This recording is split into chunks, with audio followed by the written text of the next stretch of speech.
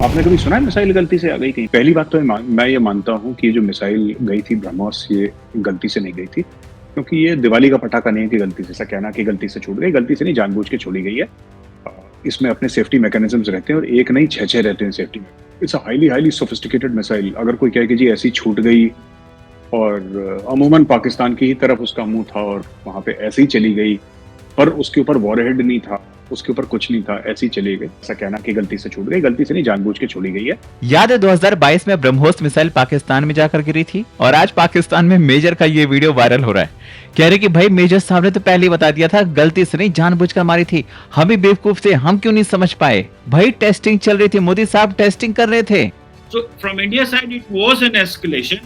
पाकिस्तान उसका रिस्पॉन्ड कर सकता था, भले इसमें कहता कि जी हमें तो नहीं पता था ये क्या चीज आ रही है, हमें पहले बताते, मतलब अगर हमने उसको रिस्पॉन्ड करना होता तो हम कर सकते थे और बाद में क्लैरिफिकेशन आती रहती कि जी आपकी तरफ से मेलफंक्शन हुआ, but you didn't tell us.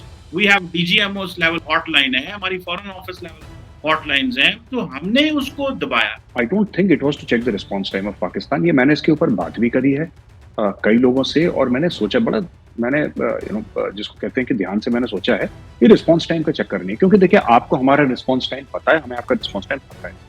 There is nothing that you need to know about the Indian army, nothing we need to know about the Pakistan, including order of battle, everything is known.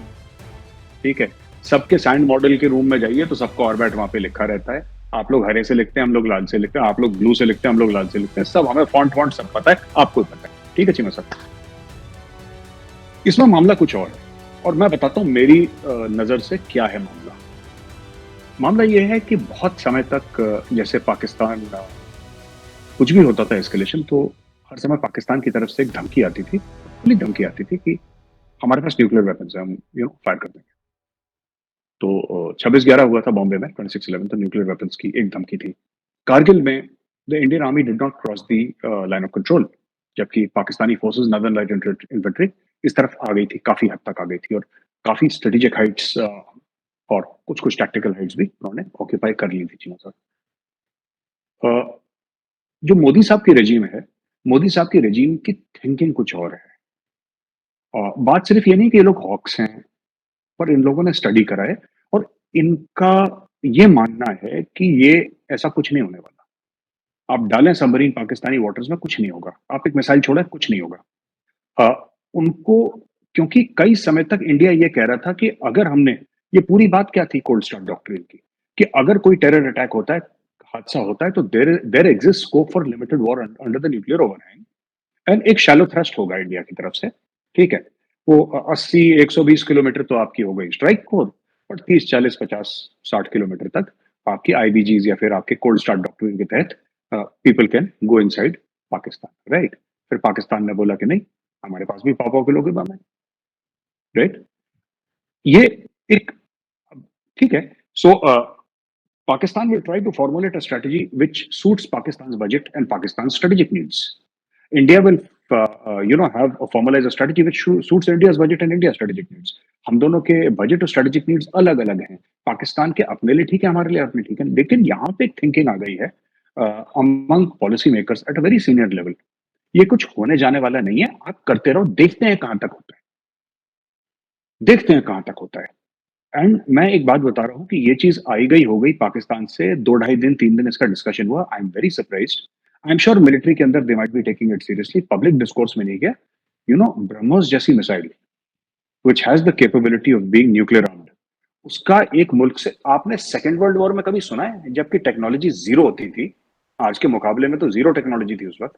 आपने कभी सुना है missile गलती से आ गई कहीं? पाकिस्तानी ये video दिखाकर अपने हुक्मरान से सवाल पूछ रहे हैं कि जब पहले ब्रह्मोस आई थी तो तुम लोगों ने क्या किया।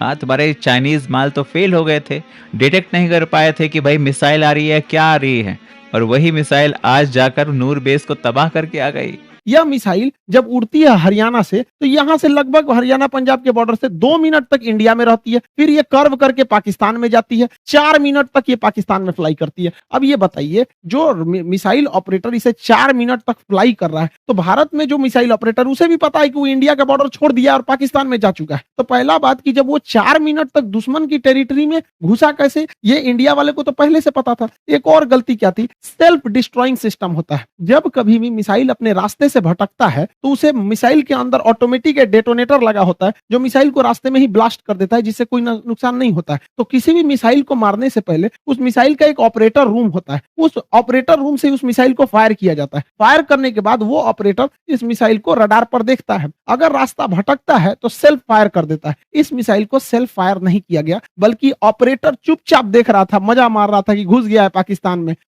में चला गया है 124 किलोमीटर तक। तो एक ये दूसरा प्रूफ, और भी कई सारे प्रूफ हैं, तो समझिए कैसे। ये नक्शा पाकिस्तान ने जारी किया, पाकिस्तान हमने ये जारी किया पाकिस्तान। इसमें जो तीर का निशान है ये दिखा रहा है मिसाइल किस तरह आया और कैसे ये यहां से जाकर यहां मियां चन्नू पे जाके गिर गया। यहां पर देखिए कैसे मिसाइल ने सबसे पहले अपने से अगर मिस फायर होगा तो सीधे जाएगा, अपने से मिस फायर होगा तो सीधे। ये टर्न नहीं मार सकता है अपने से, माल फंक्शन की वजह से, गड़बड़ी की वजह से 90 डिग्री का कर्व नहीं मार सकता जब तक उसको पाथ फाइंड नहीं किया गया होगा, पहले से नहीं बताया गया। तो पहला 90 डिग्री टर्न अपने से नहीं मारा गया होगा। दूसरा, इस मिसाइल में कोऑर्डिनेशन फिक्स था। किसी भी मिसाइल को मारने से पहले उसका जीपीएस लोकेशन कोऑर्डिनेशन फिक्स किया जाता है कि यहीं पर जाना है, लेकिन इसमें कोई बारूद नहीं था। देखिए अमूमन यही होता है कि पहले उसमें बारूद यानी वारहेड भरा जाता है, पहले उसमें वारहेड भरा जाता है, तो इसमें वारहेड था नहीं। जब वारहेड भर दिया जाता है तब उस मिसाइल में फीड किया जाता है कि इस मिसाइल को जाना कहाँ है। तो इस मिसाइल में जाना कहाँ है ये फीड कर दिया गया था और वारहेड नहीं फीड किया गया था। और जाना भी कहाँ है, मियां चन्नू पे। यहाँ ना कोई स्ट्रेटेजिक लोकेशन है, ना कोई सेना का स्कूल है, कुछ भी ऐसा नहीं है। जानबूझ के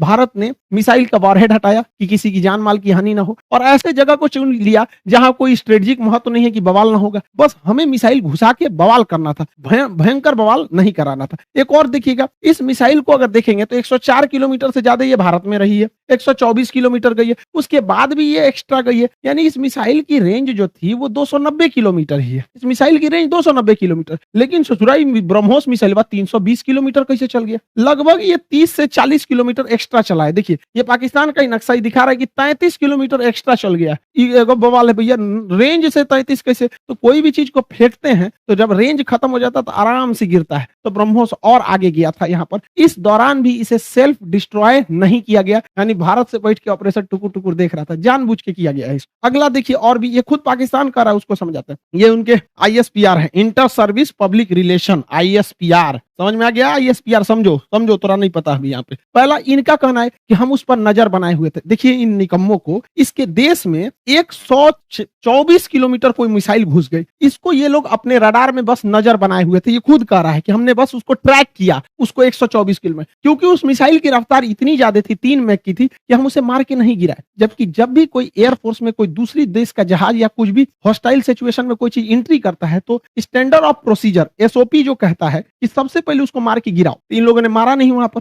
124 किलोमीटर जब ये घुसा है तो कई बड़े शहरों के ऊपर से क्रॉस करके गुजरा है, कई हाई वैल्यू टारगेट को क्रॉस करके गुजरा है। क्या पता वहीं गिर जाता। तो इससे यह साबित हो जाता है कि इनके पास ब्रह्मोस को मार के गिराने की क्षमता है ही नहीं, वरना इतने हाई वैल्यू टारगेट के ऊपर से गया है, वहीं गिर जाता तब क्या हो जाता। ब्रह्मोस न्यूक्लियर कैपेबल मिसाइल है, यानी इनके देश के ऊपर से इतनी बड़ी मिसाइल चली गई। ये लोग केवल और केवल बेशरम लोग कह रहे हैं कि हम उसे ट्रैक कर रहे थे। करते रहो ट्रैक, यहां से इतना डिग्री कर्व मार के तुम्हारे यहाँ आके गिर गया। पाकिस्तान इसे मार के गिरा भी नहीं सकता, क्योंकि ब्रह्मोस 3 मैक से चलती है। इसके पाकिस्तान के पास चाइनीज रडार है, इन चाइनीज रडार की हेल्प से इसके पास 2 तरह के मिसाइल क्षमता है। एक HQ-7 है, ये 30 से 40 किलोमीटर की दूर की मिसाइलों को मारता है। एक HQ-9 है, ये लगभग 150 किलोमीटर मार सकता है। ये दोनों चाइना का है। इन सबको पता नहीं चला कहाँ चल गया यहाँ पे, इन सब किसी काम का नहीं। अब इससे चाइना भी घुस आया है, क्योंकि उसका ऑर्डर दे रखा था। चाइना पूरी दुनिया को ऑर्डर दिया था कि भैया हमारा HQ-9 डिफेंस सिस्टम बहुत अच्छा है, ले लो। अब पूरी दुनिया ने उसको ऑर्डर कैंसिल कर दिया कि सोचा तोरा कोने काम का मिसाइल है। भारत का ब्रह्मोस घुस गया है वहां पर, अब ये घुस आया है पाकिस्तान के ऊपर कि सोचा, तो पाकिस्तान इसको कह रहा है तोरा मिसाइल फायर नहीं हुआ तो हम क्या करें। अब फिलीपीन ने ऑर्डर दे दिया था ब्रह्मोस को, अब वियतनाम भी कह रहा है हमको भी चाहिए, इंडोनेशिया कह रहा है हमको भी चाहिए।